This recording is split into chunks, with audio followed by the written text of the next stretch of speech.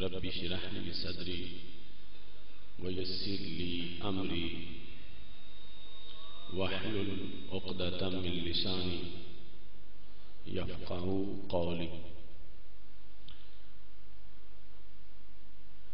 لك الحمد يا الله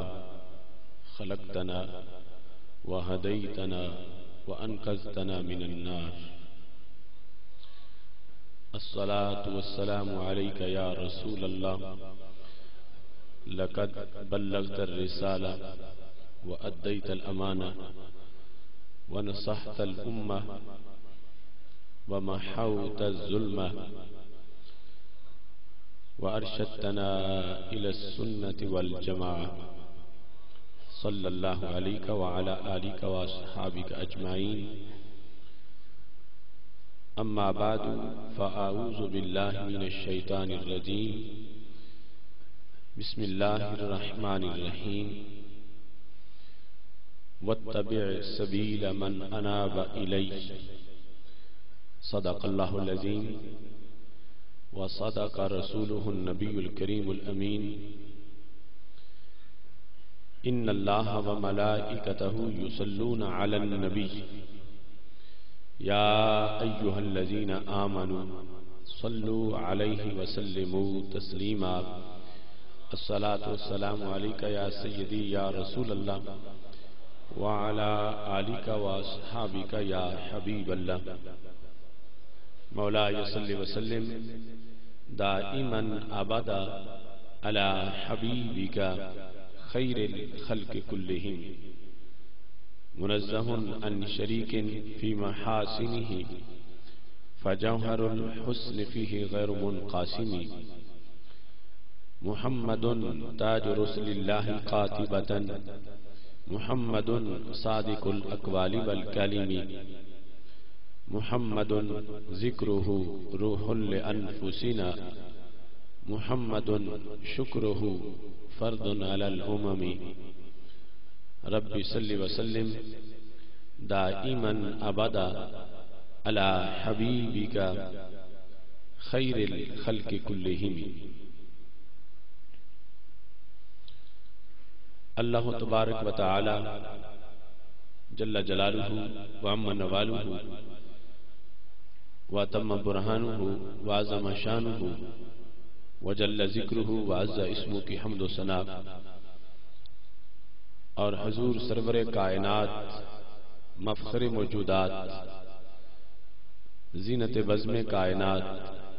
دستگیر جہاں غم گسار زماں سید سروراں حامی بے قسم قائد المرسلین خاتم النبیین احمد مجتبی جناب محمد مصطفیٰ صلی اللہ علیہ وآلہ واصحابہ وبارک وسلم کے دربار گہر بار میں ہدیہ درود و سلام عرض کرنے کے بعد جلوہ آرائے مسند صدارت جگر گوشہ شیخ الحدیث حضرت صاحبزادہ حافظ محمد حامد رضا صاحب زید مجدہ استاذ القراء حضرت مولانا قاری نظر حسین جلالی صاحب حافظہ اللہ تعالی، حضرت مولانا قاری محمد سلیمان عثمانی صاحب وارثان منبر و محراب ارباب فکر و دانش، نہایت ہی معزز و محتشم حضرات و خواتین، رب ذوالجلال کے فضل اور توفیق سے ادارہ صراط مستقیم پاکستان سیالکوٹ کے زیر اہتمام سالانہ سہ روزہ فہم دین کورس کی دوسری نشست میں اس وقت ہم حاضر ہیں. اشرائے مغفرت اپنی نوازشات سے امت مسلمہ کو نواز رہا ہے. میری دعا ہے خالق کائنات جل جلالہ ہم سب کی مغفرت فرمائے اور رب ذوالجلال ہم سب کو قرآن و سنت کا مزید علم عطا فرمائے اور اس کے بلاغ و تبلیغ اور اس پر عمل کرنے کی توفیق عطا فرمائے۔ ہماری آج کی گفتگو نہایت ہی اہم موضوع پر ہے، شرعی مسائل کے حل کا طریقہ کار۔ یقیناً ہر مومن یہ چاہتا ہے کہ اس کی دینی امور میں رہنمائی ہوتی رہے۔ رب ذوالجلال نے قرآن مجید کی شکل میں ہمیں ہمیشہ کی رہنمائی عطا فرمائی ہے۔ سید المرسلین حضرت محمد مصطفیٰ صلی اللہ علیہ وسلم نے اس کا بیان صحابہ کرام علیہم رضوان تک پہنچایا ہے، اور آگے آج تک وہی تبلیغ کا سلسلہ جاری ہے۔ یہ اس امت کی شان ہے کہ خالق کائنات جل جلالہ نے سب سے جامع دین ہمیں عطا فرمایا ہے، اور کسی دین کی یہ شان نہیں کہ اس کے حق میں یہ آیت آئی ہو الیوم اکملت لکم دینکم واتممت علیکم نعمتی ورضیت لکم الاسلام دینا۔ یہ صرف اس دین کی شان ہے، اس امت کی شان ہے، اور یہ صرف ہمارے قرآن کی شان ہے کہ اس میں یہ آیت موجود ہے، اور یہ سارا نسبت کا فیض ہے جو سید عالم نور مجسم شفیع معظم صلی اللہ علیہ وسلم کی ذات والا صفات سے ہمیں میسر ہے۔ یہ جامع دین رب ذوالجلال نے جو دیا تو فرمایا وَأَنزَلْنَا إِلَيْكَ الذِّكْرَ لِتُبَيِّنَ لِلنَّاسِ مَا نُزِّلَ إِلَيْهِمْ۔ محبوب، ہم نے آپ کی طرف اس قرآن کو نازل کیا تاکہ آپ لوگوں کے لیے بیان کریں کہ ان کی طرف کس چیز کو اتارا گیا ہے۔ اگرچہ وہ جو اولین مخاطب سامنے موجود تھے سب کی زبان عربی ہی تھی اور انہی کی لغت میں قرآن نازل ہوا تھا، لیکن اس کے باوجود بھی بیان قرآن کی انہیں ضرورت تھی، اور نبی اکرم صلی اللہ علیہ وسلم نے وہ بیان قرآن صحابہ کے سامنے کیا۔ صحابہ کرام علیہم رضوان کے قرآن میں تدبر کی جو کوشش اور جد و جہد ہے اس کا اندازہ اس بات سے لگایا جا سکتا ہے تعلم عمر البقرة 12 سنة لما ختمها نهار جزورا کہ سیدنا عمر رضی اللہ تعالی عنہ 12 سال تک سورہ بقرہ میں تدبر کرتے رہے، 12 سال تک اسے پڑھا۔ تعلم کا لفظ تعلم، انہوں نے اس میں تعلم حاصل کیا، اور جب سورہ بقرہ کو ختم کیا تو اونٹ ذبح کر کے خوشی کا اظہار کیا کہ میں نے یہ سورہ مکمل کر لی ہے۔ سیدنا علی المرتضی رضی اللہ تعالی عنہ جب بھی حضرت جابر رضی اللہ تعالی عنہ کا ذکر کرتے تھے تو ان کی عظمت کو سلام کرتے تھے، تو کسی نے کہا تاسف ہو جابرہ وانت انت، کہ جب بھی حضرت جابر کا نام لیتے ہو تو ان کی بڑی شان بیان کرتے ہو، اے علی آپ تو علی ہیں، انت انت آپ تو پھر آپ ہیں، آپ کو حضرت جابر کا علمی مقام بیان کرنے کی کیا ضرورت ہے؟ تو سیدنا علی المرتضی رضی اللہ تعالی عنہ نے کہا انہ کان یفسر آیا، وہ ایک آیت کی ایسی تفسیر بیان کرتے تھے جو صرف انہی سے مجھے ملی ہے۔ ان الذی فرض علیک القرآن لرادک الی معاد، یہ آیت اس میں لفظ معاد جو ہے اس کے بارے میں مجھے تلاش تھی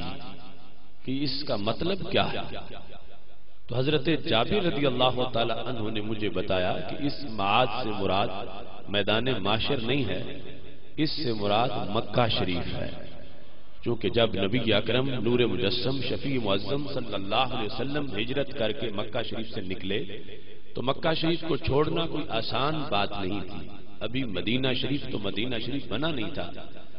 مکہ شریف سے جب نکلے رات کے وقت پلٹ پلٹ کے مکہ شریف کو دیکھا اور فرمایا ما اطیبک من بلدۃ واحبک الی لولا ان قومی اخرجونی منک ما سکنت غیرک، اے مکہ تو کتنا میٹھا شہر ہے اور کتنا میرا محبوب شہر ہے، اگر مجھے یہاں سے میری قوم نکلنے پر مجبور نہ کرتی تو میں کبھی بھی تجھے چھوڑ کے کہیں اور رہائش اختیار نہ کرتا۔ اس قدر پیار تھا مکہ شریف سے۔ جب ہجرت کے سفر میں کافی دور چلے گئے مکہ شریف سے تو یاد مزید آنے لگی کہ میں مکہ شریف سے دور جا رہا ہوں۔ اس وقت رستے میں ہی رب ذوالجلال نے آیت نازل کر دی، ان الذی فرض علیک القرآن لرادک الی معاد، محبوب جس ذات نے آپ پہ قرآن نازل کیا ہے وہ دوبارہ فاتحانہ تجھے مکہ میں داخل کر دے گی۔ تو معاد کا لفظ بولا گیا اور مراد مکہ شریف ہے۔ حضرت علی رضی اللہ تعالیٰ عنہ حضرت جابر کی اس بات پر تعریف کرتے ہیں کہ انہوں نے یہ منفرد تفسیر مجھے عطا فرمائی۔ یہ صحابہ کرام علیہم رضوان قرآن مجید برہان رشید میں تدبر کرتے ہیں، معلومات اکٹھی کرتے ہیں اور انہوں نے حق ادا کیا اور آگے تابعین تک جو سوز حاصل کیا تھا وہ سوز آگے پہنچا دیا۔ اب صورتحال ایسی بنتی جا رہی تھی کہ نئی نئی قومیں اسلام میں داخل ہو رہی تھیں، ان کی بولیوں کی آمیزش بھی عربی زبان میں ہوتی جا رہی تھی۔ جو عرب تھے ان کی بولیوں میں نئی نئی قوموں کی بولیاں شامل ہو رہی تھیں، اور ادھر خود عربوں کے لیے جہاں مشکل تھا قرآن مجید کے مفاہیم کو سمجھنا، تو جو نئے آ رہے تھے ان کے لیے تو بہت مشکل تھا۔ ایسے میں قرآن مجید سے مسائل کے حل کے لیے علوم شریعت کی تدوین کی گئی، کیونکہ مسائل دو قسم کے ہیں، ایک وہ ہیں جو منصوص ہیں جن کے بارے میں آیات قرآن کا نزول ہوا براہ راست ایک ایک مسئلے کے بارے میں، یا سید عالم نور مجسم شفیع معظم صلی اللہ علیہ وسلم نے خود اپنی زبان سے کسی مسئلے کو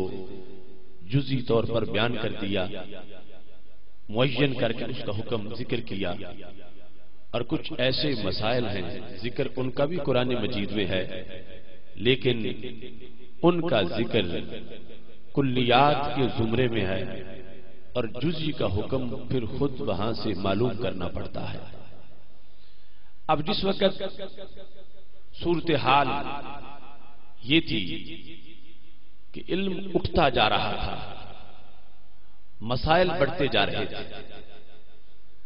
چونکہ سید عالم نور مجسم شفیع معظم صلی اللہ علیہ وسلم کا فرمان ہے ان اللہ لا يقبض العلم انتزاعا ينتزعه من قلوب الرجال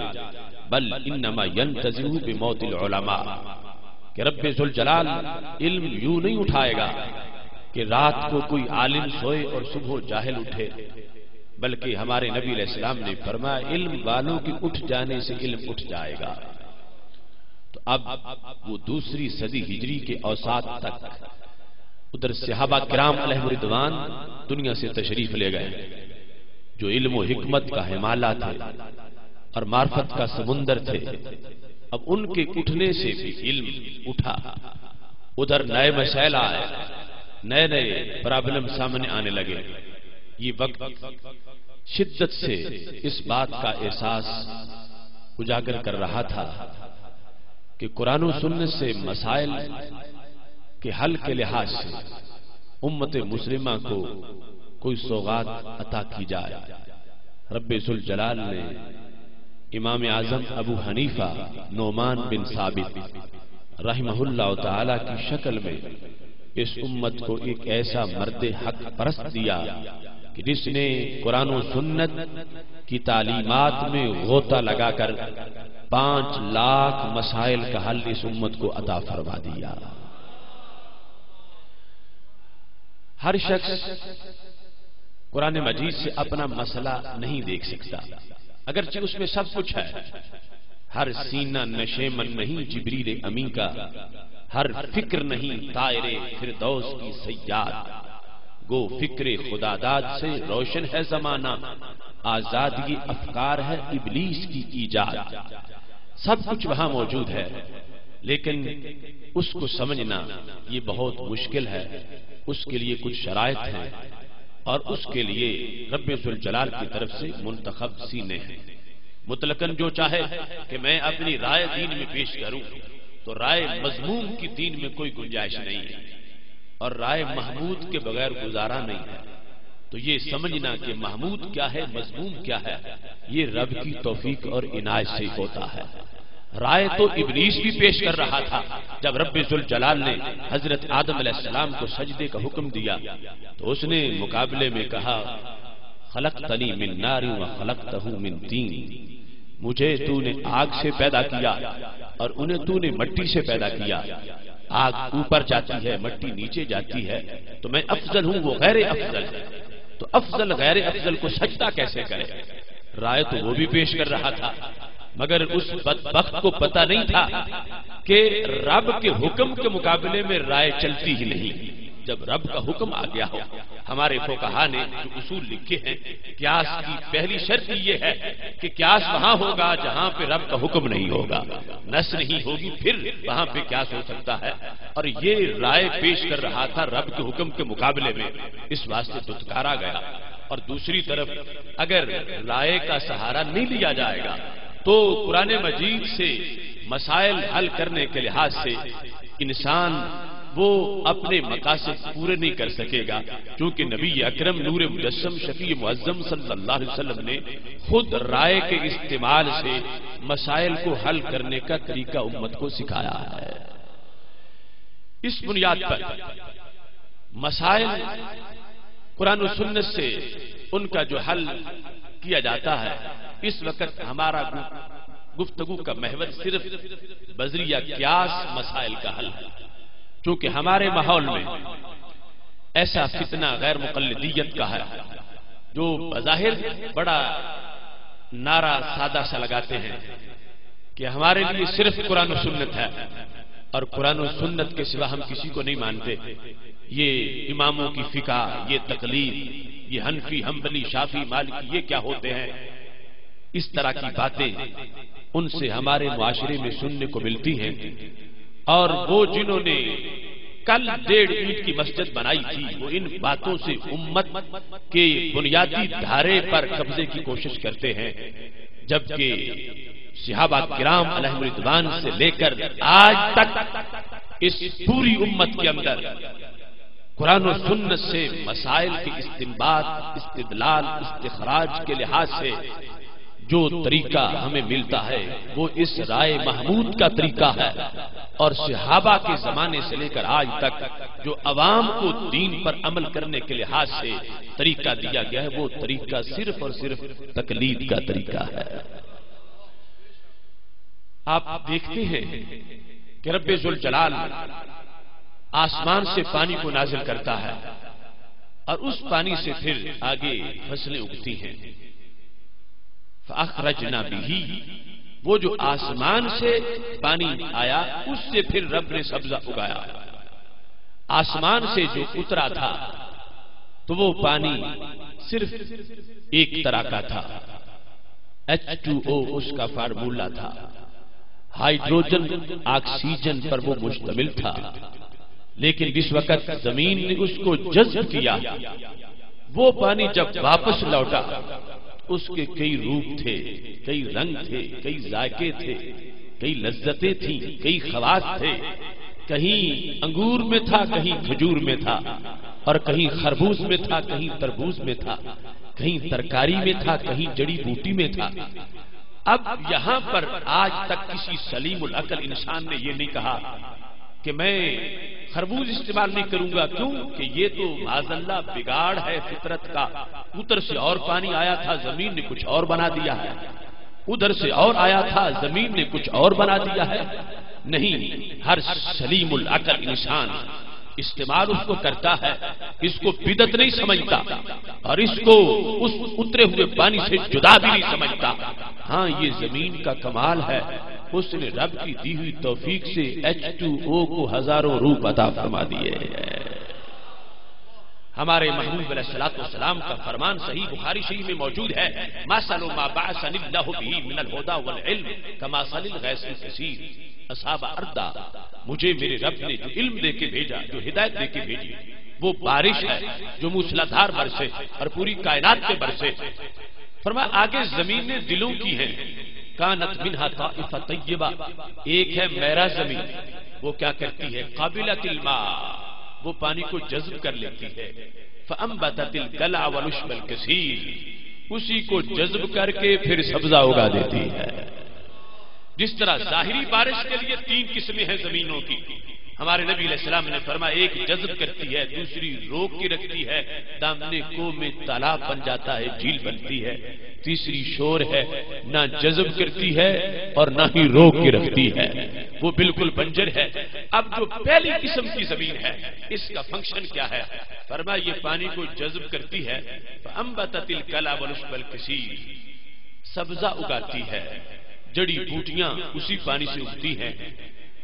تو اس کا کردار ہوا جذب،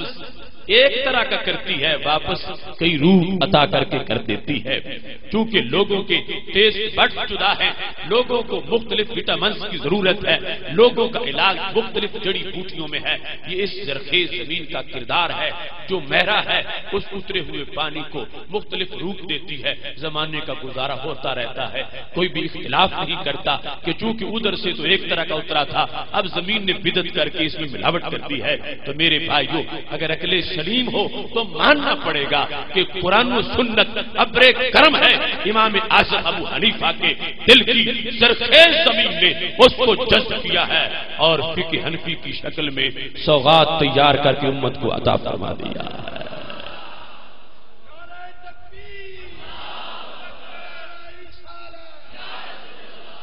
امت مسلمہ کی فقہا کے دل کی زرخیز زمین، اس کا یہ کمال رب کی دی ہوئی توفیق سے ہے کہ قیامت تک کے جو مسائل آنے تھے ان کے لحاظ سے اصول عطا کیے، اور حضرت امام اعظم ابو حنیفہ رحمۃ اللہ علیہ کا اس سلسلہ میں اولین کردار ہے۔ امام موفق نے لکھا، ابو حنیفہ تھا اول من دبر علم هذه الشریعہ، ابو حنیفہ وہ پہلے انسان ہیں جنہوں نے اس شریعت کے علم کو مدون کیا، فی ابواب مبوبہ و کتب مرتبہ، اس کو مختلف ابواب کی شکل میں، مختلف کتابوں کی شکل میں اس کو مدون کیا۔ یہ پہلے انسان ہے۔ کسی کو یہ خیال نہ آئے کہ اس سے تو پھر صحابہ کا کردار وہ کہاں گیا، پہلے اگر یہ ہے تو صحابہ کرام علیہم رضوان کی جو دین کے لیے خدمات ہیں ان کو کس انداز میں پھر بیان کیا جائے گا؟ تو یاد رکھنا، امام موفق نے اس کی وجہ بیان کی، فرمایا صحابہ کا کردار تو صحابہ کا کردار وہ اول ہی ہیں، لیکن بات اصل میں یہ ہے کہ جب صحابہ کرام علیہم رضوان کا زمانہ تھا ان کو تو کتاب کی ضرورت ہی نہیں پڑی، کانت قلوبہم صنادیق علومہم، کا ان کے دل ہی علم کے صندوق تھے، انہوں نے ایک نگاہ سے سرکار کو دیکھ کے جو پڑھا ہم کروڑ کتاب سے بھی نہیں پڑھ سکتے۔ کانت قلوبہم صنادیق علومہم، ان کے دل ہی علموں کے صندوق تھے، انہیں تو کتابوں کی ضرورت ہی نہ تھی، لیکن جب کتاب کی ضرورت پڑی اس وقت زمین پہ جو مرد حق پرست تھا ان کے حصے میں یہ کام آ گیا۔ صحابہ کرام علیہ رضوان کی غلامی کے نتیجے میں، ان کی شاگردی کے نتیجے میں، ان سے فیض پانے کے لحاظ سے ان کو یہ مرتبہ حاصل ہوا، ادھر ضرورت پڑی تاریخ کے لحاظ سے امت کتنا سفر طے کر کے جس مرحلے میں پہنچ چکی تھی، رب ذوالجلال نے ادھر یہ زرخیز سینہ امت کو عطا کیا ہے، انہوں نے قرآن و سنت کے فیض سے مسائل کا حل کیا ہے، اور ایسا انداز بخشا ہے اس امت کو جو امام اعظم ابو حنیفہ نے فقہ میں انداز اپنایا۔ پہلے بھی حدیثیں تھیں، پہلے بھی ان کو لکھا بھی جاتا تھا، مگر اولیت کس لحاظ سے ہے کہ یہ کتاب الصلاۃ ہے، یہ کتاب الزکات ہے، یہ کتاب الصیام ہے۔ کتاب الصلاۃ میں نماز والی حدیثیں ہیں، کتاب الصیام میں روزے والی حدیثیں ہیں، پھر ان کے مسائل ہیں، یہاں تک کہ حدیث کی پہلی کتاب موطا امام مالک، اگر اس کی ترتیب کو دیکھو گے تو وہ ترتیب بھی امام اعظم کی ترتیب سے ماخوذ ہے۔ لہذا اس امت کو کتاب لکھنے کا طریقہ جس شخص نے دیا ہے وہ ذات امام اعظم ابو حنیفہ کی ذات گرامی ہے۔ اب جس وقت انہوں نے علوم شریعت کو مدون کیا، اس سلسلہ میں ان کے سامنے یہ ساری باتیں تھیں کہ میں مسائل اخذ کروں گا، اس پہ محنت لگے گی، چونکہ ایک ایک مسئلے پر تین مہینے بھی بحث ہوئی اور بڑی محنت سے سارا کام آگے چلا، تو یہ تھا کہ لوگ اس پہ عمل کریں گے، تو میں کون ہوتا ہوں کہ میری بات پہ لوگ عمل کریں؟ اللہ اور اللہ کے نبی علیہ الصلوۃ والسلام کے بعد کیا یہ جائز ہے کہ کسی اور کی بات پر لوگ عمل کرنا شروع کر دیں؟ تو سب سے پہلے اس چیز کو انہوں نے سامنے رکھا، وہ حدیث جو حضرت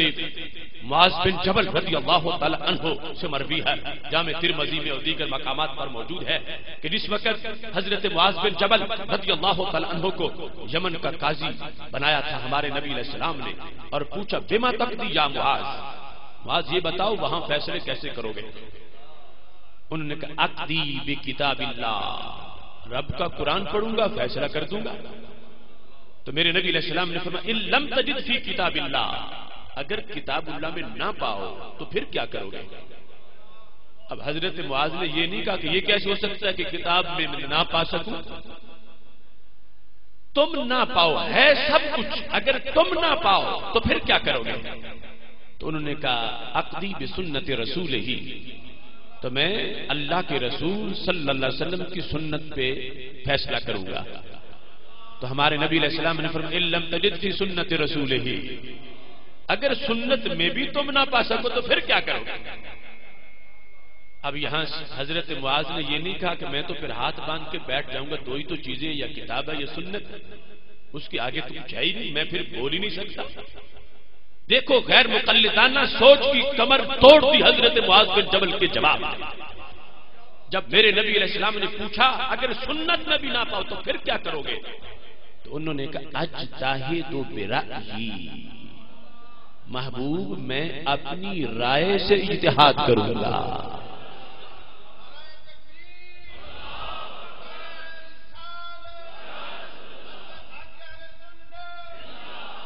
اجتہد برأیی، رائے میری ہوگی، اجتہاد کروں گا۔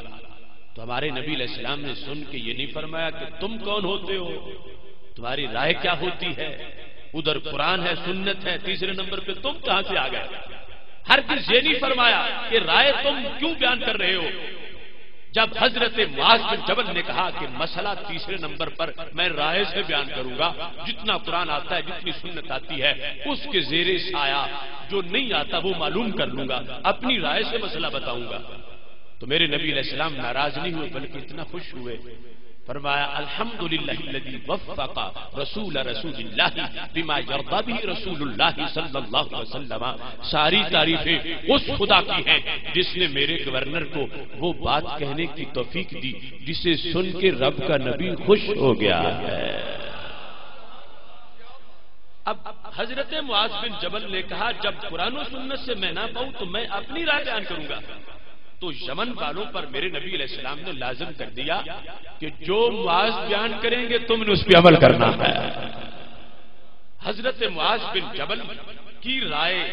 پہلے ان کی رائے تھی، لیکن جب سرکار نے تصدیق فرما دی تو پھر یہ شریعت بن گئی۔ اب یمن والوں پر یہ لازم ہے کہ معاذ نہ رب ہیں نہ رب کے نبی ہیں، اللہ کے نبی علیہ السلام کے غلام ہیں، لیکن جس وقت رائے کے استعمال سے وہ مسئلہ بیان کریں گے، اب وہ ان کی رائے نہیں ہوگی، وہ رب کا فرمان یعنی اللہ کا حکم اور شریعت مطہرہ کا انداز اختیار کر جائے گی، اور اس پر عمل کرنا یمن والوں کے لیے لازمی ہو جائے گا۔ یہ چیزیں سامنے تھیں کہ سرکار دو عالم صلی اللہ علیہ وسلم نے خود اجازت دے دی، اور حالانکہ ابھی وہ زمانہ جو تھا اس میں تو کہا جا سکتا تھا کہ معاذ جتنا تمہیں قرآن آتا ہے اس کے بعد بھی قرآن اترنا، تو تم جو آتا ہے اس سے اگر نہ ملے تو ہمارے ساتھ رابطہ کرنا، جو بعد میں اترا ہے شاید اس میں تمہارا مسئلہ موجود ہو۔ تو سرکار یہ فرمائی نہیں رہے، یا یہ نہیں فرماتے کہ جو سنت تمہیں آتی ہے اس پر اکتفا نہ کرو، پھر میرے ساتھ رابطہ کرنا۔ ایک مرتبہ دبئی میں اس موضوع پہ مناظرہ ہو رہا تھا، تو مجھے وہ مخالف کہنے لگا یہ جو تم دلیل بیان کر رہے ہو یہ تو نبی علیہ السلام کی ظاہری حیات اس وقت کی ہے، تقلید تم بعد میں کرتے ہو، کوئی بعد والی کوئی دلیل پیش کرو، اور بعد میں مسائل کے شرعی حل کا کوئی طریقہ کہ بعد والوں کے لیے اجازت ہو۔ تو میں نے کہا خود آپ اپنے دام میں صیاد آ گیا۔ میں نے کہا جب ابھی وحی کا دروازہ کھلا تھا تو اس وقت بھی فقہ کا جھنڈا لہرانے لگا تھا، تقلید کا حکم ہو گیا تھا، ابھی تو دروازہ کھلا تھا، وحی بند نہیں ہوئی تھی۔ اس وقت تو سرکار فرما سکتے تھے تم اگر نہ پاؤ تو مجھ سے رابطہ کرنا، اور جب سرکار نے اس وقت بھی اجازت دے دی تو جب وحی کا دروازہ بند ہو گیا اب تو پھر اور کوئی رستہ ہی باقی نہیں رہا۔ اس وقت تھا کہ سرکار فرماتے کہ تم انتظار کرنا میرے حکم کا، مجھ سے رابطہ کرنا، میں تمہیں مسئلہ بتا دوں گا۔ تو سرکار نے تو اس وقت بھی اجازت دے دی ہے کہ ٹھیک ہے تم اپنی رائے سے بیان کرو۔ تو جب وحی کا دروازہ بند ہو گیا اب تو پھر رائے محمود قیاس کے ذریعے سے مسئلے کو حل کرنے کا مزید جو ہے وہ پکا راستہ ہی یہ بتا دیا گیا ہے۔ ہاں اگر بات کی جدا بات کرتے ہو تو وہ بھی طبرانی میں حدیث موجود ہے، جب سیدنا علی المرتضی رضی اللہ تعالیٰ عنہ نے پوچھا ان نزل بنا امر لیس فی امر ولا نہی فما تامرنا، اے میرے محبوب صلی اللہ علیہ وسلم اگر ایسا مسئلہ ہمارے سامنے پیش ہو جائے کہ جس کے بارے میں ہمیں امر بھی معلوم نہ ہو نہی بھی معلوم نہ ہو، نہ یہ پتا ہو کہ کرنا ہے نہ یہ پتا ہو کہ نہیں کرنا، تو اس وقت ہم پھر فتویٰ کیا دیں؟ تو میرے نبی علیہ الصلوۃ والسلام نے فرمایا شاور الفقہاء والعابدین، علی فقہا سے اور صوفیوں سے مشورہ کر لینا۔ حالانکہ وہ تو مدینہ العلم کے باب ہے، مسئلہ ہمارے لحاظ سے پوچھ لیا تو ہمارے آقا علیہ الصلوۃ والسلام نے فرما دیا جب ایسی صورتحال پیدا ہو جائے، نیا مسئلہ آ جائے تو پھر فقیہ کے پاس جانا اور پھر صوفی کے پاس جانا۔ مبارک ہو سنی، فقیہ بھی تیرے پاس ہے صوفی بھی تیرے پاس ہے۔ شاور الفقہاء والعابدین، فقہا اور عابدین کے پاس جانا، فقہا اور عابدین کے پاس جانا۔ لہذا یہ جو تقلید والے لوگ ہیں یہ خود تو نہیں گئے، انہیں تو سرکار نے بھیجا ہے۔ نبی اکرم نور مجسم شفیع معظم صلی اللہ علیہ وسلم نے واضح فرما دیا کہ شاور الفقہاء والعابدین، تو اس سے حضرت امام اعظم ابو حنیفہ رحمۃ اللہ علیہ نے دین میں جو تدوین کا کام تھا اور اصول کا استخراج تھا اور قیامت تک کے مسائل کے لحاظ سے لوگوں کی سہولت کے لیے ایک طریقہ تھا، اس پر محنت کرنا شروع کر دی، اور تنہا نہیں بیٹھے بلکہ ایک پورا بورڈ ساتھ رکھا اور قیاس کے اصول وضع کیے جو خود ہمارے آقا علیہ الصلوۃ والسلام نے عطا فرمائے تھے۔ یاد رکھنا یہ جو مجتہد فقیہ جو حضرت معاذ بن جبل کی صف میں پیچھے آ رہا ہے یہ کوئی اپنی طرف سے شریعت گھڑتا نہیں بلکہ اتری ہی شریعت کو ظاہر کرتا ہے۔ حکم تو قرآن مجید میں موجود ہے، صرف عام لوگوں کے لحاظ سے اس پہ پردہ پڑا ہوا ہے۔ مجتہد پردے کو ہٹا کے نیچے سے حکم کو ظاہر کر دیتا ہے، تو جو کہے کہ یہ شریعت گھڑ رہے ہیں اس کی سوچ کی بیماری اور خرابی ہے۔ مجتہد نے گھڑی نہیں ہے، اتری ہوئی شریعت کو پڑھ کے لوگوں کے سامنے ظاہر کر دیا ہے۔ صرف اس کو یہ مہارت حاصل ہے، اس کو حکم کی علت معلوم ہے، وہ علت ڈھونڈتا ہے، جہاں جہاں علت نظر آتی ہے وہاں وہاں حکم کا وہ واضح فرمان کر دیتا ہے۔ قیاس جو ہے وہ مثبت نہیں مضر ہے، ظاہر کرتا ہے حکم رب کا پہلے ہی آیا ہوا ہے، لیکن اوپر پردہ ہے، مجتہد اپنے علم کی روشنی میں اس پردے کو ہٹاتا ہے، نیچے سے حکم خداوندی ظاہر ہو جاتا ہے۔ یہ باتیں عوام میں اگرچہ کرنی مشکل ہیں، لیکن چونکہ ادارہ صراط مستقیم دلیل دروازے تک پہنچانا چاہتا ہے اور تمام تحقیقات ہم عوامی فلور پہ لانا چاہتے ہیں، میں اس کی آسان سی مثال دے کر اس کو واضح کرنے کی کوشش کرتا ہوں۔ ابھی تو سارے لوگ بجلی سے واقف ہو گئے ہیں۔ جس وقت بجلی نئی آئی تھی، تار گزر رہی تھی 10 کمروں سے، پہنچی تھی 11ویں کمرے میں، اور 11ویں کمرے میں اوپر ہولڈر لگا ہوا تھا اور بلب جل رہا تھا۔ اب جو شخص واقف نہیں کہ یہ بجلی برقی رو کیا ہے، اس کے ذہن میں یہی ہے کہ یہ صرف 11واں کمرہ جو ہے یہ روشن ہے اور یہی ہو سکتا ہے، باقی تو اندھیرا ہی اندھیرا ہے۔ لیکن جس کو پتا ہے کہ یہ تار تو 10 کمروں سے گزر کے آ رہی ہے، صرف وہاں ہولڈر نہیں لگا ہوا اور بلب نہیں لگا ہوا، اگر ہولڈر لگا کے بلب لگاؤں گا تو جیسی 11ویں میں ہے ایسی 10 میں بھی ہو جائے گی۔ اب اس نے ہولڈر لگا کے بلب لگا دیا تو کیا اس نے کوئی بدعت کی؟ کیا اپنی جیب سے بجلی لے آیا؟ نہیں، بجلی تو پہلے ہی موجود تھی، عام لوگ سمجھ رہے تھے کہ صرف 11ویں میں ہے، اس کو رب نے چمک دی تھی، اسے پتا تھا کہ 10 میں بھی موجود ہے، اس نے ہولڈر لگا کے بلب لگایا ہے، 10 کمرے بھی جگمگ ہو گئے ہیں۔ یہ برقی رو احکام کی وہ ہر طرف موجود ہے، رب نے جس کو نازل کیا ہے۔ عام بندہ سمجھتا ہے کہ آیت میں صرف ایک مسئلہ ہے، امام اعظم ابو حنیفہ سمجھتے ہیں 5 لاکھ جگہوں پہ ہولڈر لگا کے بلب لگایا جائے تو قرآن کا نور نظر آنا شروع ہو جائے گا۔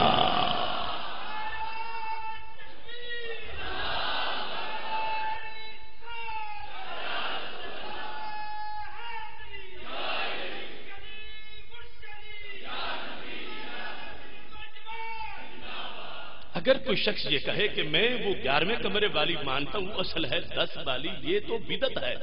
تو اس کی عقل کو آپ کیا کہہ سکتے ہیں؟ وہ آج کا غیر مقلدیت کا فتنہ سارا اسی چیز کا نام ہے، دوسرے لفظوں میں کہ ایسی حماقت ہے، وہ 11ویں والے کو مان رہے ہیں 10 میں جو ہوئی بجلی گزر رہی تھی، صرف ہولڈر نہیں لگا تھا، امام صاحب کا کوئی جرم نہیں، کرم کیا ہے،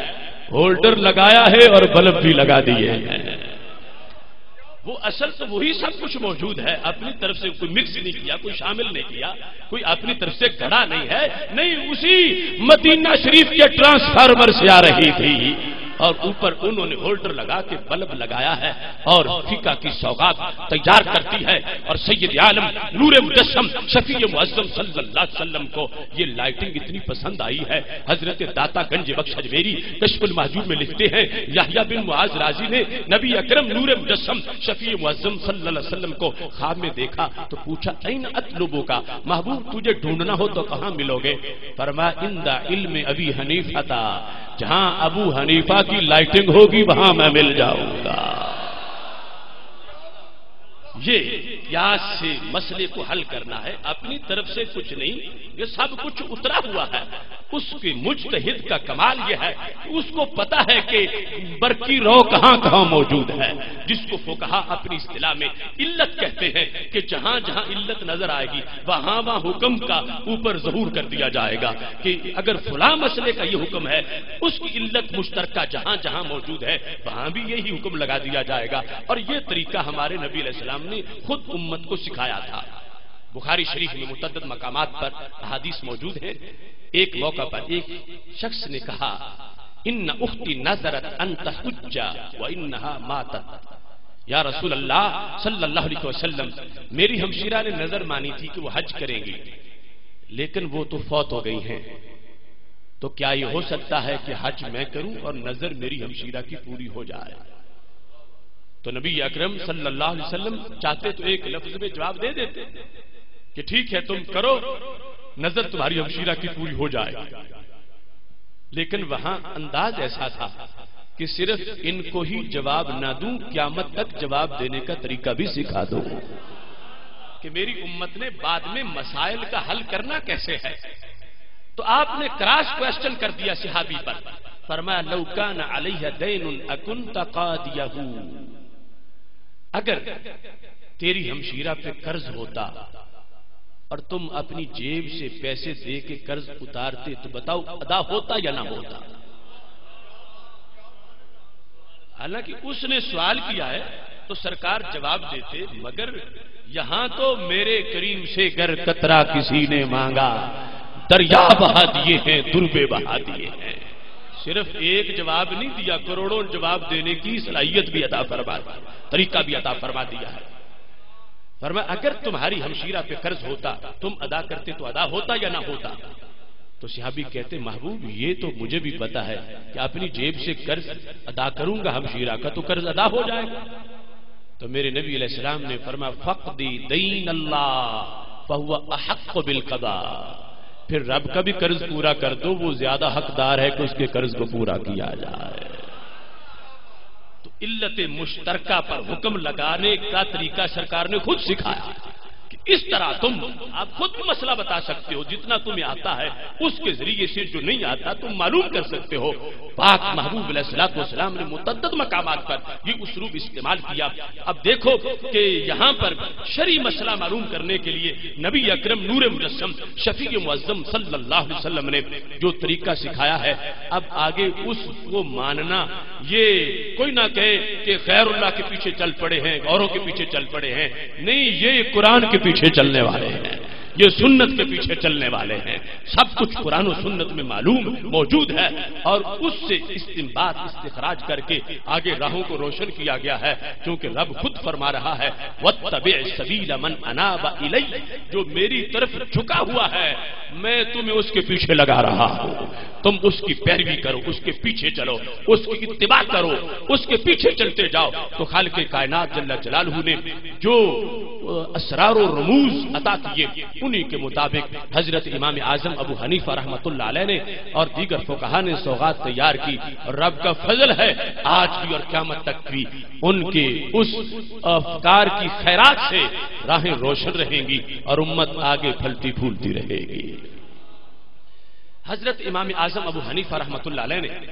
جس وقت قرآن و سنت کے دلائل کی روشنی میں یہ آگے کام کرنا شروع کیا، وہ اکیلے بھی بڑی صلاحیتوں کے مالک تھے، لیکن انہوں نے پھر شورائی نظام سے آگے کام کیا، اور یہ بھی اعزاز حاصل ہے فقہ حنفی کو۔ فقہ مالکی ایک امام کی فقہ ہے، فقہ شافعی ایک شخص ایک امام کی فقہ ہے، فقہ حنبلی ایک امام کی فقہ ہے، مگر فقہ حنفی شورائی نظام پہ مرتب ہوئی ہے، شورائی نظام پر۔ مسند خوارزمی میں لکھا ہے ان الامام اجتمع معه 1000 من اصحابہ، کہ امام اعظم ابو حنیفہ جب یہ سوغات تیار کرنے بیٹھے تھے تو تنہا نہیں تھے، 1000 کا بورڈ بھی تھا۔ اجتماع معه 1000 من اصحابی، 1000 کا بورڈ۔ اب 1000 پارلیمنٹ کی ارکان اس وقت کی آبادی کے لحاظ سے تو کتنی بڑی پارلیمنٹ کی فقہ کی امام اعظم ابو حنیفہ کی، اور پھر جو ارکان ہیں وہ پھر ایسے ہیں کہ 40 منہم قد بلغوا حد الاجتہاد، 40 تو ان میں بھی مجتہد ہیں، 40 مجتہد ہیں۔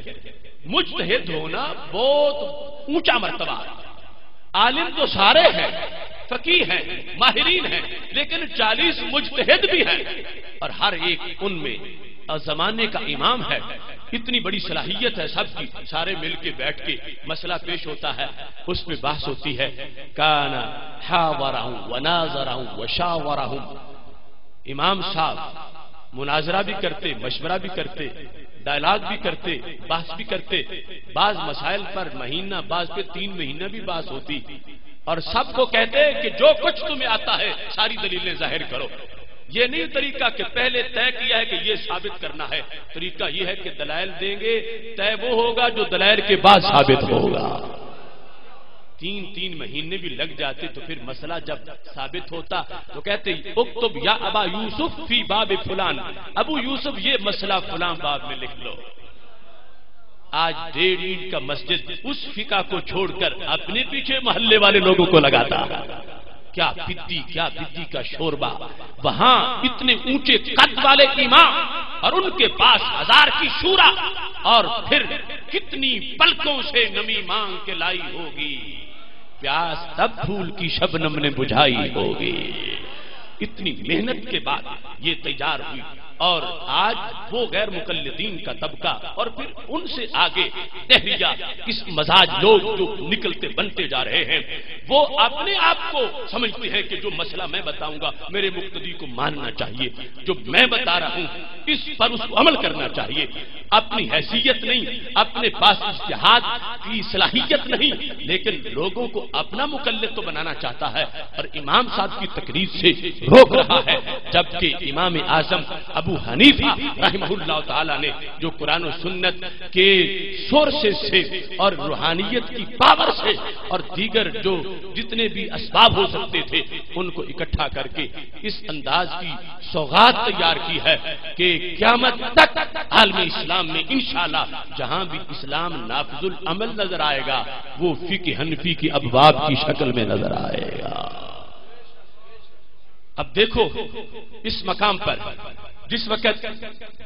اجتہاد سے مسائل کو اخذ کرنے میں 1000 کی شورا ہے، تاریخ بغداد میں لکھا ہے کسی نے کہہ دیا حضرت بقی سے اخطا ابو حنیفہ تھا، ابو حنیفہ اس مسئلے میں غلطی کر گئے،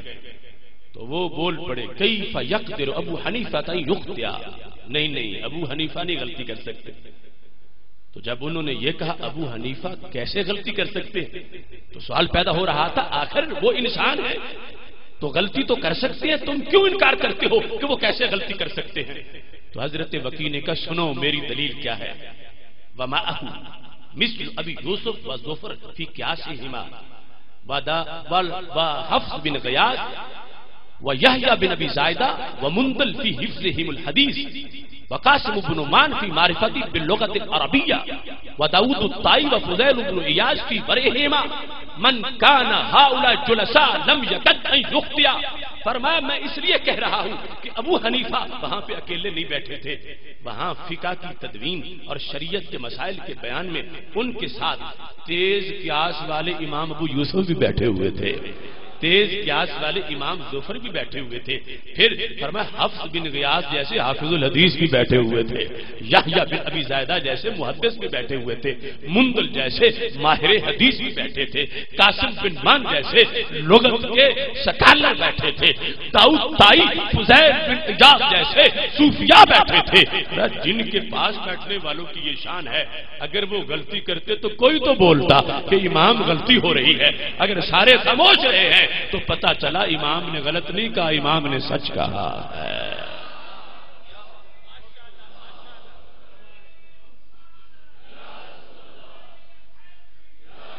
اب دیکھو داؤد طائی فضیل بن عیاض جیسے صوفی جن کا اتنا اپنا کمال، مطلب کیا ہے، تقدس، طہارت، علم، معرفت، ہر چیز کا پہرا لگا ہوا ہے، عشق رسالت میں آپ صلی اللہ علیہ وسلم کے سائبان کے نیچے بیٹھے ہوئے ہیں، ساری طاقتیں اکٹھی کر کے فقہ کی تدوین میں لگے ہوئے ہیں، اور اتنی محنت کر کے انداز کیا تھا۔ ابو جعفر منصور کے پاس کسی نے جا کے شکایت کی کہ ابو حنیفہ دین معاذ اللہ بگاڑنا چاہتے ہیں، یہ کوئی فقہ بنا رہے ہیں۔ تو ابو جعفر منصور وہ عباسی حکمران جو تھا اس نے امام صاحب کو بلا لیا، اس نے کہا سنا ہے ابو حنیفہ تم دین بدل رہے ہو؟ تو آپ نے فرمایا معاذ اللہ میں ایسا کیسے کر سکتا ہوں، تو لوگ کچھ پراپوگنڈا کرتے ہیں، آپ کی پالیسی کیا ہے، کس طرح کر رہے ہو کام؟ تو امام صاحب نے پالیسی بیان کی، فرمایا انما اعمال اولا بکتاب اللہ، سب سے پہلے کتاب اللہ ہے، ثم بسنت رسول اللہ صلی اللہ علیہ وسلم، اس کے بعد سنت رسول صلی اللہ علیہ وسلم۔ پھر فرمایا جب مسئلے کا حل وہ سنت میں واضح نہ ہو اس کے بعد بھی میں اپنی رائے کو اجازت نہیں دیتا کاذب وفترا واللہ من قال نحن نقدم الرأی علی الحدیث، وہ جھوٹا ہے پرلے درجے کا جو یہ کہہ رہا ہو کہ میں رائے کو حدیث پہ مقدم کرتا ہوں، اور خدا کی قسم میری رائے تو بڑی دور کی بات ہے، سب سے پہلے قرآن پھر سنت، اور سنت سے بھی مسئلہ نہ ملے پھر بھی ابو حنیفہ کی رائے نہیں ہے، پھر کیا ہے؟ ثم انظروا الی قضایا خلفاء الراشدین، اگر سنت سے نہ ملے تو پھر خلفائے راشدین کے فیصلے پڑھتا کہ ان کے زمانے میں یہ مسئلہ آیا تھا تو انہوں نے کیا کیا تھا، اور اگر خلفائے راشدین کے فیصلوں میں سے بھی مجھے مسئلہ نہ ملے تو پھر ابھی بھی اجازت نہیں دیتا اپنے قیاس کو، ثم الی قضایا بقیہ صحابہ، پھر باقی صحابہ کے فیصلے پڑھتا ہوں، اور اگر باقی صحابہ کے بھی فیصلے نہ ملے ثم اقیس ہو، پھر علت دیکھ کے ہولڈر لگا کے بلب لگا دیتا ہوں۔ یہ طریقہ ہے حضرت امام اعظم ابو حنیفہ رحمت اللہ علیہ کا، تدوین کے لحاظ سے، شریعت کے مسائل کے بیان کے لحاظ سے اس انداز میں آپ نے کام کیا، اور ان ساری چیزوں کو پیش نظر رکھ کے حضرت امام اعظم ابو حنیفہ کے واضح اصول منکرین بھی اس بات پر گواہی دیے بغیر نہیں رہ سکتے۔ ابن قیم نے اعلام الموقعین کے اندر باقاعدہ باب لکھا ہے، کون سا؟ کہ جہاں پر حدیث ضعیف ہے لیکن امام اعظم ابو حنیفہ نے رائے پہ عمل نہیں کیا، ضعیف حدیث کو مقدم رکھا ہے، تو جو ضعیف پر رائے کو مقدم نہ کرے صحیح پر رائے کو کیسے مقدم کر سکتے ہیں؟ نبیذ تمر کے ساتھ وضو کرنے والی حدیث ضعیف ہے، ابن قیم نے لکھا امام اعظم ابو حنیفہ نے رائے چاہتی تھی کہ پانی گاڑھا ہو جائے تو وہ مطلق مانی رہا تو اس سے وضو نہ کیا جائے، لیکن چونکہ لیلۃ الجن والی جو حدیث ہے اس کے اندر حضرت عبداللہ بن مسعود رضی اللہ تعالیٰ عنہ سے مروی ہے کہ نبی علیہ الصلوۃ والسلام نے نبیذ تمر سے وضو کیا تھا، پانی میں کھجوریں رات کو بھگوئی گئی تھی اور پانی گاڑھا ہو چکا تھا تو اس سے سرکار نے وضو کیا تھا، تو امام صاحب نے کہا ہم رائے کی نہیں مانیں گے، حدیث سند کے لحاظ سے اگرچہ ضعیف ہو ہم حدیث کو مقدم رکھیں گے۔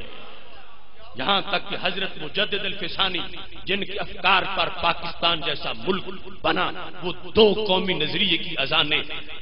دینے والے اکبر کے مقابلے میں انہوں نے مکتوبات شریف کے اندر اس چیز کو اجاگر کیا، ابو حنیفہ در اتباع سنت از ہمہ پیش قدم است، فرمایا سارے اماموں میں سے سنت کی پیروی کے لحاظ سے بھی امام ابو حنیفہ کا پہلا نمبر ہے۔ مجدد الفسانی رحمت اللہ علیہ نے لکھا سنت کی پیروی کے لحاظ سے بھی امام صاحب کا پہلا نمبر ہے، کیوں؟ مرسل حدیث کے لحاظ سے باقی اماموں کے کچھ تحفظات ہیں، لیکن امام اعظم ابو حنیفہ نے کہا حدیث تو ہے نا اگرچہ مرسل صحیح، ہم اس پہ عمل کریں گے، اس بنیاد پر، یعنی اتنا آپ نے پہرا دیا جو منصوص ہے اس کے لحاظ سے، آگے جو جہاں مسکوت تھا جس کو بیان ظاہری الفاظ میں نہیں کیا گیا تھا، امام اعظم ابو حنیفہ نے اتنی احتیاط کی، اپنے سارے بورڈ کو بتایا ہوا تھا کہ تم یہ نہ کہنا کہ میں کیا کہتا ہوں، اپنے جو دلائل ہے وہ پیش کرو، اس واسطے کہ لوگوں نے مجھے جہنم کے اوپر پل بنا لیا ہے، وہ تو پار گزر جائیں گے، خمیازہ مجھے بھگتنا پڑ جائے گا، اس واسطے تمہاری میرے ساتھ وفا یہ ہے کہ اگر غلطی دیکھو تو بول بولو کہ ابو حنیفہ غلطی ہو رہی ہے، تم امام غلطی ہو رہی ہے۔ اس بنیاد پر حضرت امام اعظم ابو حنیفہ رحمۃ اللہ علیہ نے بڑے ہی پیار کے ساتھ، بڑی احتیاط کے ساتھ اور اتنی کوشش کے ساتھ آپ نے اس فقہ کو مدون کیا۔ حضرت مجدد الفسانی رحمت اللہ علیہ کہتے ہیں میں نے نظر کشف سے دیکھا، مجھے تمام اماموں کی فقہ نالیوں کھالیوں کی طرح نظر آئی، امام اعظم ابو حنیفہ کی فقہ مجھے سمندروں جیسی نظر آئی ہے۔ مسائل کا حل کا طریقہ، اس کی چند مثالیں دیتے ہوئے اپنی بات کو سمیٹنے کی کوشش کرتا ہوں۔ ابھی امام اعظم ابو حنیفہ طالب علم تھے، عقود الجواہر المنیفہ میں لکھا ہے، باقی بھی بہت سے ماخذ میں موجود ہے، حضرت امام اعمش جو تابعی ہیں ان کے پاس امام اعظم ابو حنیفہ بحیثیت شاگرد پڑھ رہے ہیں، 100 دن آپ کو وہاں مدرسہ میں داخل ہوئے ہو چکا تھا۔ ایک سائل آیا، اس نے امام اعمش سے مسئلہ پوچھا، امام اعمش کے ذہن میں اس کا جواب نہیں تھا، تو امام اعظم ابو حنیفہ جو بحیثیت طالب علم بیٹھے تھے، شاید آپ کا اس وقت بھی شورا تھا، امام اعمش نے سائل کو آپ کی طرف متوجہ کیا تو شاگرد نے مسئلہ بتا دیا۔ جب امام اعظم ابو حنیفہ رحمۃ اللہ علیہ نے مسئلہ بتایا تو امام اعمش جو مسند تدریس پہ بیٹھے تھے پوچھا من این لک یا ابا حنیفہ، ابو حنیفہ یہ تم نے کہاں سے پڑھا؟ میں استاذ ہوں، بوڑھا ہو چکا ہوں، میں نہیں بتا سکا، تم نو عمر ہو، تم نے کیسے بتایا؟ تو امام اعظم ابو حنیفہ نے کہا من الاحادیث التي انت حدثتنیھا، میرے تو سینکڑوں استاذ ہیں لیکن یہ میں نے ان احادیث سے جواب دیا جو آپ نے مجھے پڑھائی ہے، جو آپ نے پڑھایا میں نے اس سے جواب دیا، باقی اساتذہ سے جو پڑھا وہ تو علیحدہ، جو آپ سے پڑھا ہے میں نے اس سے جواب دیا۔ تو استاد نے پوچھا کس حدیث سے؟ آپ نے وہ حدیث بتائی اور اس کی وضاحت ہو رہا اس حدیث سے یہ ثابت ہو رہا۔ تو امام اعمش کہنے لگے ابو حنیفہ میں یہ سمجھتا تھا باقی لکھتے ہیں تم چپ کر کے بیٹھے رہتے ہو، پتہ چلا تم تو تدبر بھی ساتھ کرتے جاتے ہو۔ تو امام اعظم ابو حنیفہ نے 100 دن میں جتنی حدیثیں پڑھائی گئی تھی ساری زبانی سنا دی۔ تو امام اعمش کہنے لگے حسبک یا ابا حنیفہ، ابو حنیفہ تم اب چپ کر جاؤ، مجھے پتہ چل گیا کیا؟ یا معشر الفقہاء نحن الاطباء، یا معشر الفقہاء انتم الاطباء ونحن السیادلہ، اے فقیہ لوگو آج پتہ چل گیا، بال میرے سفید ہو گئے حدیث پڑھاتے پڑھاتے، مسئلہ مجھے نہیں آیا مسئلہ تجھے آیا۔ تو پھر فرمایا ہم محدث لوگ ہم پنساری ہیں اور تم فقیہ ہو، ماہر سرجن ہو، تم طبیب ہو، ہم سٹور کیپر ہیں۔ پنساری کے پاس بڑا سب کچھ ہے لیکن پنساری کو پتہ نہیں کہ کس بیماری کا علاج کیا ہے۔ حریر کو آبلے کو ملائیں تو پھکی کس کی بنتی ہے، آگے استعمال کی شرطیں کیا ہیں، ہے اسی کے دکان میں سب کچھ پڑا ہوا لیکن اس کو معجون بنانے کا طریقہ نہیں آتا۔ اور طبیب کو سب پتا ہے کہ کون سی بیماری ہو تو کس کس کو ملائیں تو کون سی معجون بنتی ہے اور پھر وہ استعمال کیسے کروانی ہوتی ہے۔ اس بنیاد پر یہ فقیہ کا انداز ہے۔ تو کہنے لگے ابو حنیفہ تم نے تو کمال کر دیا ہے، تمہارے پاس حدیث کا سٹور بھی ہے، تمہارے پاس معجون بنانے کا فقہ کا طریقہ بھی ہے۔ آج اس زمانے کی آفت یہ ہے، المیہ یہ ہے کہ سٹور کیپر اسپیشلسٹ بننے کے بورڈ لگا بیٹھے ہیں، جن کو 4 حدیثوں کا ترجمہ آ جائے وہ کہتے ہیں کہ ہم تو امام ابو حنیفہ سے بڑی صلاحیت رکھتے ہیں۔ حدیث کی روایت کرنا اور ہے، مسئلہ بتانا اور ہے۔ اب امام اعمش وہ استاد ہیں، امام اعظم ابو حنیفہ شاگرد ہیں، استاد نہیں بیان کر سکے، شاگرد نے بیان کیا ہے اور استاد نے اس موقع پر یہ تاریخی جملہ بولا، فرمایا میں اب خلاصہ بیان کرتا ہوں، میں کون ہوں تم کون ہو؟ ابو حنیفہ میں ہوں پنساری اور تم ہو ماہر طبیب، اور پھر تمہاری شان طبیبوں میں بھی جدا ہے کہ تم فقیہ بھی ہو محدث بھی ہو۔ انت ایھا الرجل اخذت من کلا الطرفین، تمہارے اندر تو دونوں شانیں موجود ہیں۔ اب آپ خود اندازہ لگا لیں، اگر سٹور کیپر ہی نسخہ لکھنا شروع کر دے تو پھر لوگوں کا کیا حال ہوگا۔ سٹور کیپر اگر روکے کہ اسپیشلسٹ کے پاس مت جاؤ، پروفیسر کے پاس مت جاؤ، سرجن کے پاس مت جاؤ، میں کافی ہوں، میرے پاس ہے سب کچھ، تو اب ظاہر ہے کہ بیماری پھیلے گی، ظاہر ہے کہ تباہی آئے گی۔ یہ ہے غیر مقلدیت کا فتنہ۔ یہ سٹور کیپر وقت کے ابو حنیفہ کی سیٹ پر قبضہ کرنا چاہتے ہیں اور سٹور کیپر یہ چاہتے ہیں ہم نسخہ لکھیں، ہماری طرف لوگ آئیں اور ہم موت کے صداقر بن کے قوم کی زندگیوں سے کھیلتے رہیں۔ لیکن امام اعظم ابو حنیفہ کی دی ہوئی سوچ اور قرآن و سنت کا وہ پیغام آج ہمیں دعوت دے رہا ہے کہ ہم نے اس رستے پہ چلنا ہے جو رستہ ہمارے نبی علیہ السلام نے امت کو عطا فرمایا ہے۔ بلب لگانا شوق سب کو ہو سکتا ہے مگر پتا ہو تو پھر فائدہ ہوگا، ورنہ بلب لگانے گیا تو لٹک جائے گا، اناڑی تو لٹک جائے گا اور جو اس کو پکڑے گا وہ بھی لٹک جائے گا۔ اس واسطے یہ چین غیر مقلدیت کی ہے کہ جس میں سارے جہالت کی موت میں لٹکے ہوئے ہیں، اور اگر علم دیکھنا ہے تو وہ یہ ہے قرآن سنت، اس استدلال کا طریقہ، یہ انداز حضرت امام اعظم ابو حنیفہ رحمۃ اللہ علیہ کا، فقہا کا یہ شان ہے اس امت کی۔ دکھاؤ یہودیت کے پاس جیورسپروڈنس، ان کی فقہ، عیسائیوں کا اصول فقہ، کسی کے پاس کچھ نہیں ہے، لیکن یہ شان ہے اس امت کی۔ انہوں نے صرف قرآن ہی محفوظ نہیں کیا، نبی علیہ السلام کا بیان بھی محفوظ کیا ہے، اور صرف لفظ ہی محفوظ نہیں کیے بلکہ لفظوں کا معنی بھی محفوظ کیا ہے، اور بہانے کے سمندر میں غوطہ لگانے کا طریقہ بھی حاصل کیا ہے، اور غوطہ لگا کے موتی نکالنے کا جو مہارت تھی وہ بھی حاصل کی ہے۔ اس واسطے اللہ نے اس کو آخری امت بنایا تھا کہ وہ پہلے اور تھے، یہ ذہین بھی چوٹی کے ہیں، امین بھی چوٹی کے ہیں، دین سمجھیں گے، دین سمجھائیں گے، کسی نئی بحث کی ضرورت نہیں پڑے گی، جو کچھ اترا ہے نبی علیہ السلام کے سینے پر اسی کو پھیلاتے جائیں گے، قیامت تک کے راستے روشن رہیں گے۔ حضرت امام اعظم ابو حنیفہ رحمۃ اللہ علیہ نے جو طریقہ بتایا، کسی نے حضرت مجدد صاحب سے یہ کہا کہ فلاں بندہ کہتا ہے مجھے امام ابو حنیفہ سے زیادہ حدیثیں آتی ہیں، تو مجدد صاحب صوفی اور حریت کے سالار، انہوں نے ایک جملے میں قصہ تمام کر دیا، فرا یہ بندہ جو اس طرح کہتا ہے اسے میرا پیغام دے دو، اپنا قد دیکھے اور میرے امام کی شان دیکھے۔ مجدد صاحب کہنے لگے چوں کرمے کے درسنگے نحاس، زمین و آسمان او ہماس، فرا یہ بندہ اس کیڑے جیسا ہے جو پتھر میں بند ہو، اسے لگتا ہے یہی زمین ہے یہی آسمان، اب اس بیچارے کا قصور کیا ہے کہ پتھر میں بند ہے، اسے یہ پتا نہیں کہ پتھر سے باہر کتنی فضا ہے اور پھر آسمان،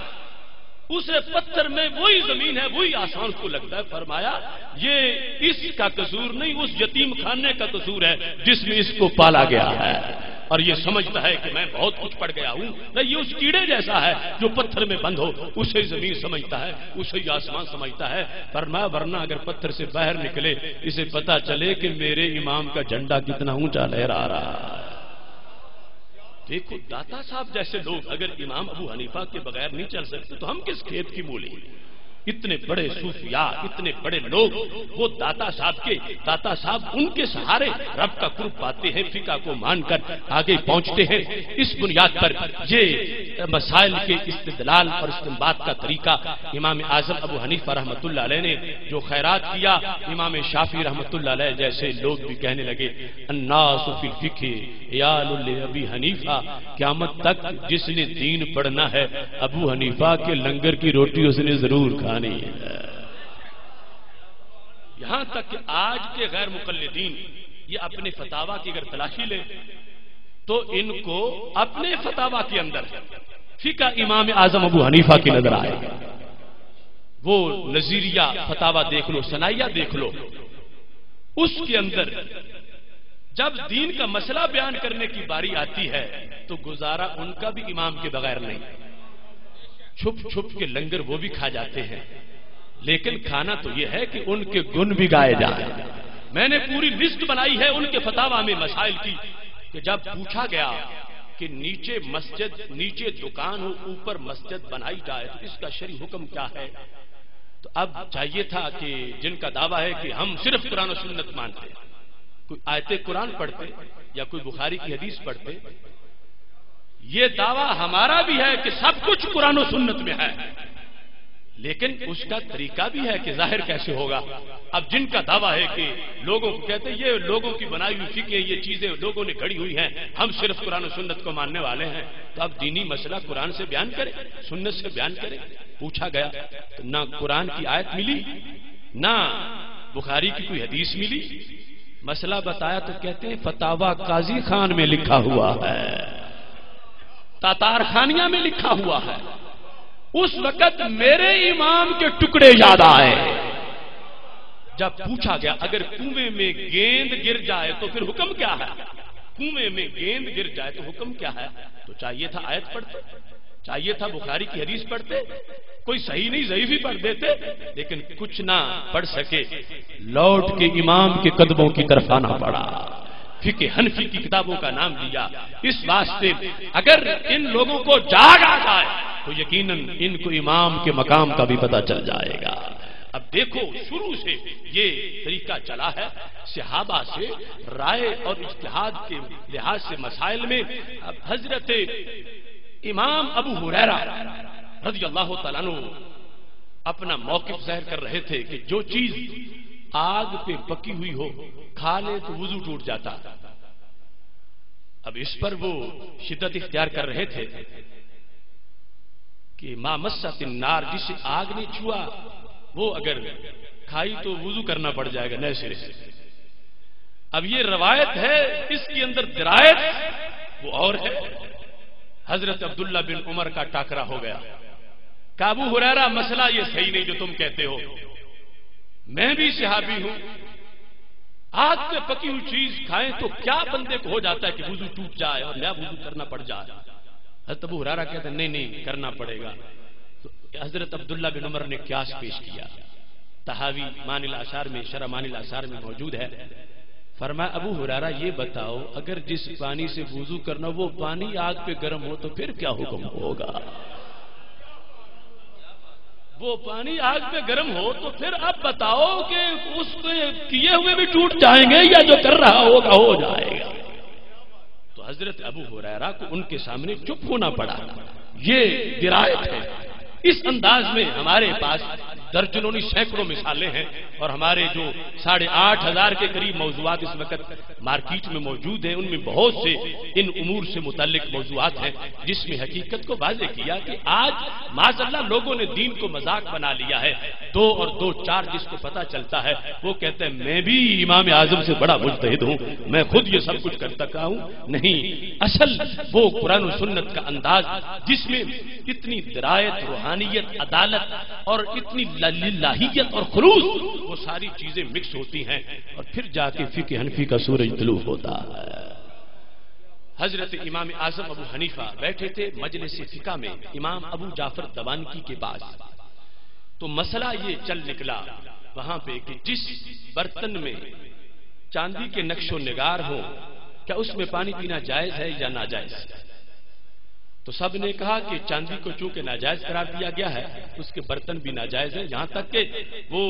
گزشتہ سال کے کورس میں ہم نے بتایا تھا کنز العمال کی حدیث شریف ہے، حضرت جسامہ بن مصاحب کنانی روم کے دربار میں سونے کی کرسی پہ بیٹھے ہوئے تھے. دیکھا تو اٹھ کے کھڑے ہو گئے، کہا کہ میرے نبی علیہ السلام نے تو اس کرسی پہ بیٹھنے سے منع کیا ہے. تو اس طرح یہ دلائل سامنے رکھ کے فقہا کہہ رہے تھے کہ جس برتن میں نقش و نگار چاندی کے ہوں، نقش و نگار چاندی کے ہوں، اس برتن میں پانی پینا جائز نہیں ہے. امام صاحب چپ کر کے بیٹھے تھے. سب جب اپنی گفتگو سے فارغ ہوئے پوچھا ابو حنیفہ آپ بتائیں. تو میرے امام نے کہا میں تمہارے مسئلے سے متفق نہیں ہوں. میرے نزدیک وہ برتن جس میں نقش و نگار چاندی کا اس کی 2 صورتیں ہیں. ایک صورت میں پانی پینا جائز ہے اور دوسری صورت میں پانی پینا ناجائز ہے. تو انہوں نے کہا یہ 2 صورتیں آپ نے کیسے بنا لی؟ تو امام صاحب نے کہا 2 صورتیں اس طرح ہیں کہ دیکھیں گے کہ جہاں منہ رکھ کے پانی پینا ہے وہاں چاندی لگی ہوئی ہے یا نہیں لگی ہوئی. اگر وہاں پہ چاندی لگی ہوئی ہے تو پھر اس کا استعمال ناجائز ہے. اگر وہاں چاندی نہیں لگی ہوئی اور نیچے اگرچہ نقش و نگار ہو تو پھر استعمال جائز ہے. وہ کہا کہنے لگے ابو حنیفہ آپ تو بات دلیل سے کرتے ہیں تو یہ کیسے آپ کہہ رہے ہیں کہ ایک ناجائز ہے ایک جائز ہے؟ اب پانی تو چاندی سے گزر کے آ رہا ہے، اگرچہ جہاں منہ رکھ کے پینا ہے وہاں چاندی نہ لگی ہو، نیچے تو نقش و نگار ہے. تو امام صاحب نے کہا مجھے تم یہ بتاؤ ایک شخص نے انگوٹھی چاندی کی پہنی ہو اور وہ چلو بھر کے پانی پیے تو پینا جائز ہے یا ناجائز ہے؟ تو سب فقہا نے کہا یہ تو جائز ہے، اس میں تو کوئی حرج نہیں ہے. تو فرمایا جو تم قباحت بیان کر کے ناجائز کہنا چاہتے ہو پانی تو یہاں بھی انگوٹھی سے گزر کے ہی آ رہا ہے. تو اگر چلو سے پینا جائز ہے تو پھر اس گلاس سے پینا جائز ہے جس کے نیچے تو نقش و نگار ہے مگر اوپر وہاں کناروں پہ چاندی نہیں لگی ہوئی. یہ دیکھو انداز امام اعظم ابو حنیفہ رحمت اللہ علیہ کے استدلال کا. دلائل کس انداز میں امام ابو یوسف جو امام اعظم کے چوٹی کے شاگرد ہیں، انتہائی درجے کے قابل، اور اتنا پڑا کہ ایک روایت میں جس دن ان کے والد فوت ہو گئے امام ابو یوسف رحمۃ اللہ علیہ کے، انہوں نے کہا کہ ابا جی کا جنازہ تو کوئی بھی پڑھ لے گا مگر میری جگہ سبق کون پڑھے گا؟ تو میں سبق کا ناغہ نہیں کرتا، جنازہ چلو میرے رشتہ دار بھی پڑھ لیں گے۔ اتنی محنت سے پڑھنے والے امام ابو یوسف جب انہوں نے فارغ التحصیل ہو کے اپنا حلقہ شروع کر لیا، امام صاحب ابھی راضی نہیں تھے کہ میرے ہوتے ہوئے یہ خود پڑھانا شروع کر دے، اب یہ مزید پڑھے، لیکن انہوں نے سمجھا اور باقی ماہر بن چکے تھے،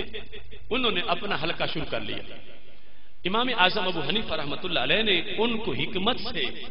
مزید دکھانا چاہا کہ ابھی عشق کے امتحان اور بھی ہیں، ستاروں سے آگے جہاں اور بھی ہیں۔ آپ نے ایک سائل بھیج دیا، ایک سادہ سا صوفی چلا گیا ان کے درس میں اور جا کے اس نے مسئلہ پوچھا۔ مسئلہ کیا؟ مسئلہ القصار والثوب، دھوبی اور کپڑے کا مسئلہ۔ مسئلہ یہ تھا کہ سائل نے کہا کہ امام ابو یوسف، ایک شخص نے دھوبی کو کپڑا دھونے کے لیے دیا اور کچھ دنوں کے بعد لینے کے لیے گیا تو دھوبی جان بوجھ کے منکر ہو گیا، نیت اس کی خراب ہو گئی تھی کپڑا غصب کرنے کی۔ دھوبی نے کہا تیرا کوئی کپڑا میرے پاس نہیں۔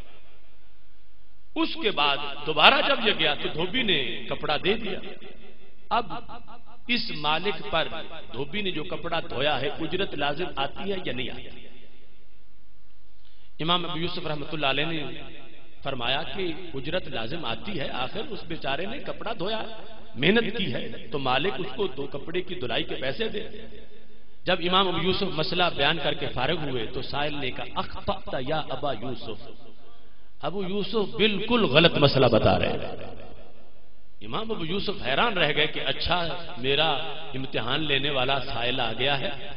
سوال بھی کرتا ہے پھر میری غلطی بھی نکالتا ہے۔ آپ نے پھر توجہ کی، توجہ کرنے کے بعد کچھ دلائل ذہن میں اکٹھے کیے، فرمایا نہیں اس پر اجرت لازم نہیں آتی۔ تو سائل نے کہا اخطأت یا ابا یوسف ایضاً، اب بھی تو غلط بتا رہے ہیں۔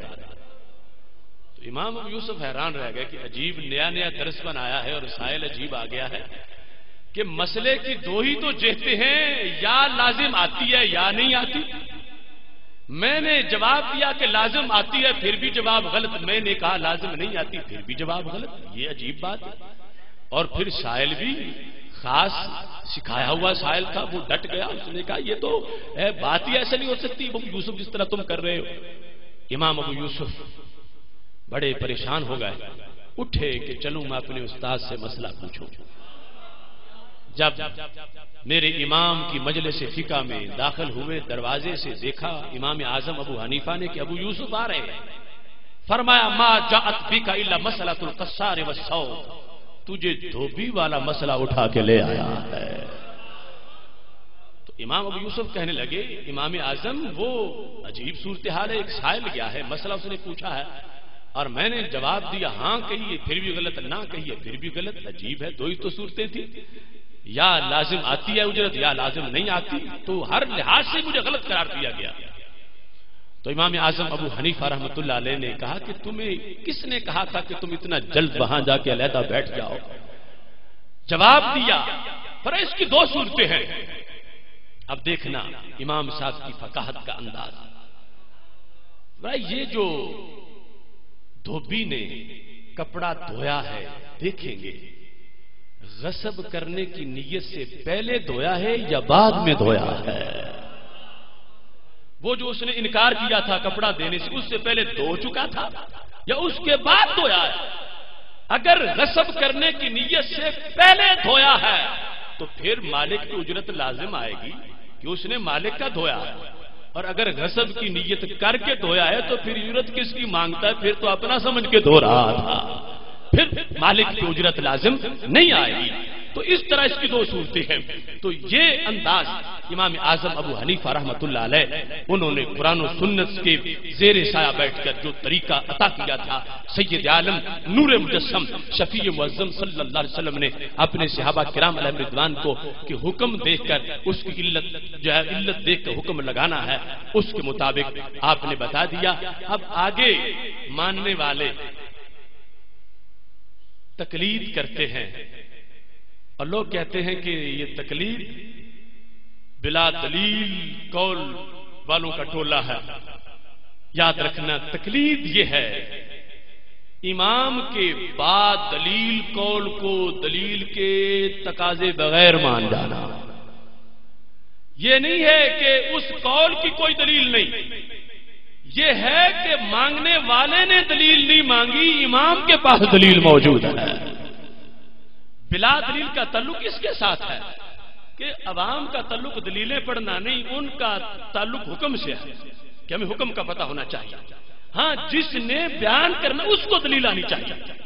اب مثال کے طور پر ایک بندہ حج کرنے چلا جائے تو اس کے لیے کیا ہے کہ وقوف، طواف، مختلف احکام، اس کا کام ہے اسے پتا ہو کہ طواف کے چکر کتنے ہیں، اس کا یہ کام نہیں کہ اسے پتا ہو کہ اس کی دلیل کیا، اس کا کام ہے کہ اسے پتا ہو کہ عرفات میں وقوف کرنا ہے، کسی اور جگہ نہیں کرنا۔ اسے یہ نہیں کہ وہ دلیل ڈھونڈے کہ اس کی دلیل کیا ہے۔ اگر دلیلیں ڈھونڈنے لگ جائے ہو سکتا ہے دلیلیں ابھی پوری نہ ہوئی ہوں، حج کا وقت ہی ختم ہو جائے۔